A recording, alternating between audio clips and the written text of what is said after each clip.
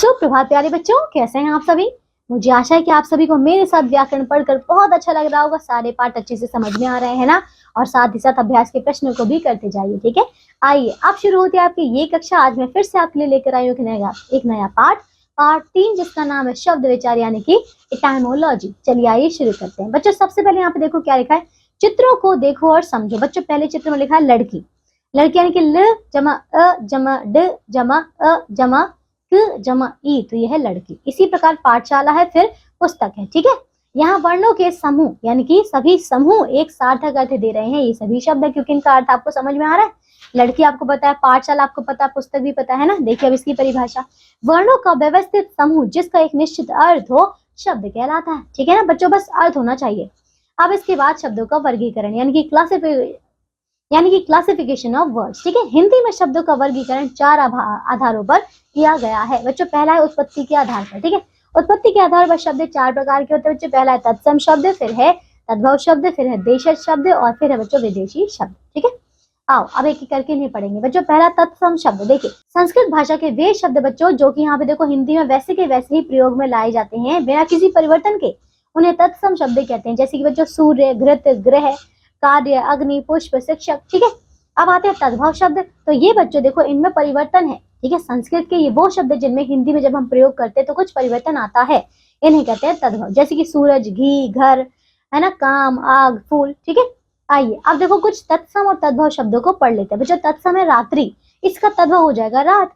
इसी प्रकार ग्रह का क्या हो जाएगा घर, मयूर का परिवर्तन हो जाएगा मोर, चतुर्थ का चार, गर्दभ का गधा, भगिनी का बच्चों बहन हो जाएगा, हस्त का हाथ हो जाएगा, निद्रा नींद, उच्च ऊंचा, हास्य क्या हो जाएगा हंसी, अंगुष्ठ का क्या हो जाएगा बच्चों अंगूठा, आम्र का आम, इष्टिका का क्या होगा ईंट होगा, व्याघ्र का क्या होगा बाघ होगा, उल्लूक का उल्लू। ठीक है, अब देखिए ग बच्चों देशज शब्द। तो क्षेत्रीय शब्द जो बोलचाल में प्रचलन के कारण जो है हिंदी में प्रयुक्त होते हैं देशज शब्द कहलाते हैं। यानी कि ये हमारी आम बोलचाल भाषा से ही लिए गए। क्या बच्चों, यहाँ पे भिंडी है, कपास है, पापड़, बाजरा, किलकारी, कड़क, चिकना, सरपट, है ना, मिर्च, ताला, फटाफट, माला, खचाखच, है ना, मुकुट, पटाखा, परवल, है ना, ये सारे के सारे देशज शब्द हैं।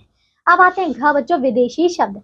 विदेशी भाषा के वे शब्द जो हिंदी में प्रयुक्त होते हैं विदेशी शब्द कहलाते हैं। यानी कि बच्चों किसी अन्य विदेश की भाषाओं से लिए गए हैं। जैसे कि बच्चों अंग्रेजी शब्द कौन कौन से, टैक्स, डॉक्टर, कोट, वोट, है ना बच्चों, बिस्कुट, लैंप, इंजन, है ना, और प्लेट। अरबी शब्द है बच्चों किताब, हलवाई, खत्म, नगद, ईमान, साफ, हकीम और असद। फिर क्या है तुर्की शब्द बच्चों चम्मच, बारूद, सराय, कुली, चाकू, बहादुर, तोप, काबू, है ना। पुर्तगाली शब्द पादरी, बाल्टी, आलपेन, पपीता, और फारसी शब्द हैं बुलबुल, अगर, आसमान, दरवाजा, मेहनत, कारीगर, आमदनी, बुखार, गंदा, खुश, मजदूर, है ना, समोसा। ठीक है, तो ये हमारे विदेशी शब्द है। अब दूसरा पढ़ लेते हैं बच्चों बनावट के आधार पर। ठीक है, बनावट के आधार पर शब्द 3 प्रकार के होते हैं बच्चों। पहला है रूढ़ शब्द। ठीक है, यानी कि जिन शब्दों के टुकड़े करने पर उनका कोई अर्थ ना निकले वे रूढ़ शब्द कहलाते हैं। जैसे कि घर, किताब, दवात और कुर्सी, आप तोड़कर देख लीजिए इनका अर्थ नहीं निकलेगा।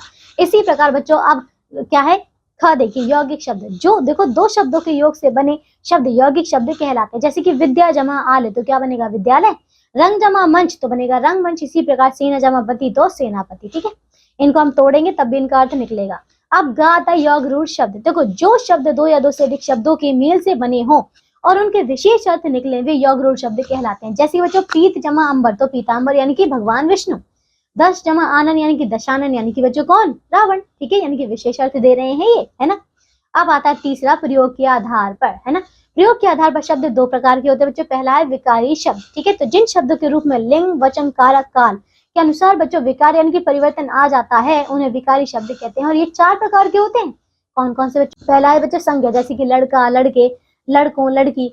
सर्वनाम में मैं, मेरा, मुझको, मुझे। विशेषण में बच्चों छोटा, छोटे, छोटों, छोटी। और क्रिया में हंस, हंसता, हंसा, हंसेगी। ठीक है, समझ गए, तो ये है इसमें अंतर।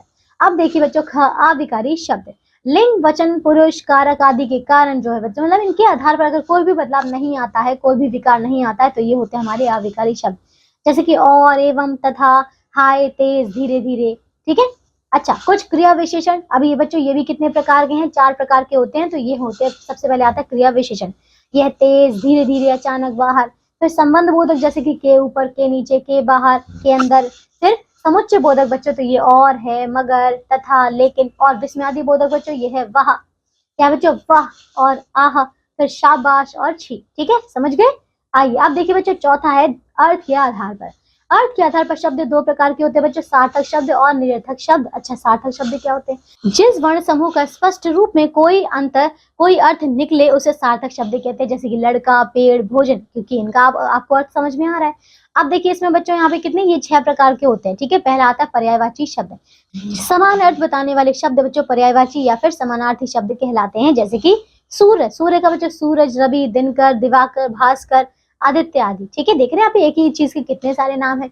अब बच्चों दूसरा है विलोम शब्द। ऐसे शब्द योग में जो एक दूसरे का विपरीत यानी कि उल्टा जो है अर्थ बताते हैं, विलोम अर्थ प्रकट करते हैं, उन्हें विलोम या फिर विपरीतार्थक शब्द कहते हैं। ठीक है, अब इसके बाद देखिए, जैसे कि बच्चों दिन, रात, हंसना, रोना, है ना। अच्छा, तीसरा आता है अनेकार्थी शब्द। ऐसे शब्द जो प्रयोग के अनुसार बच्चों विभिन्न परिस्थितियों में भिन्न भिन्न अर्थ देते हैं, अनेकार्थी शब्द कहलाते हैं, जैसे कि पत्र, पत्ता, चिट्ठी। ठीक है, अब चौथा क्या, श्रुति समभिन्नार्थक शब्द। ठीक है, ऐसे शब्द युग्म जो सुनने में समान लगे परंतु अर्थ व वर्तनी की दृष्टि से भिन्न हो, श्रुति समभिन्नार्थक शब्द कहलाते हैं, जैसे कि नीर, पानी, नीड़, घोंसला। ठीक है, नीर और नीड़ में बच्चों थोड़ा सा फर्क है, सुनने में तो एक जैसे लग रहे हैं लेकिन इनका अर्थ अलग अलग है। पांचवा है वाक्यांश के लिए एक शब्द।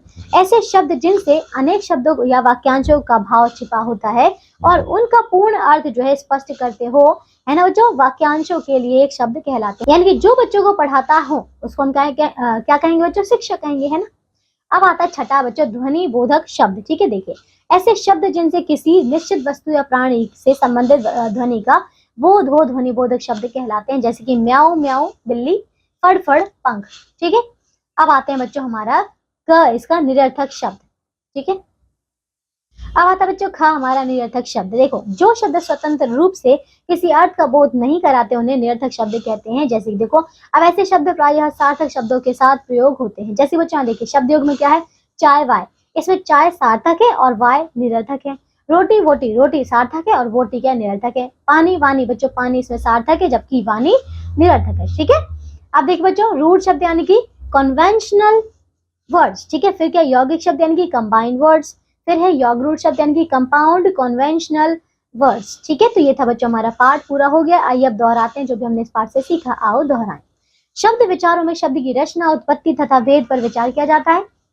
शब्दों का वर्गीकरण 4 आधारों पर किया जाता है।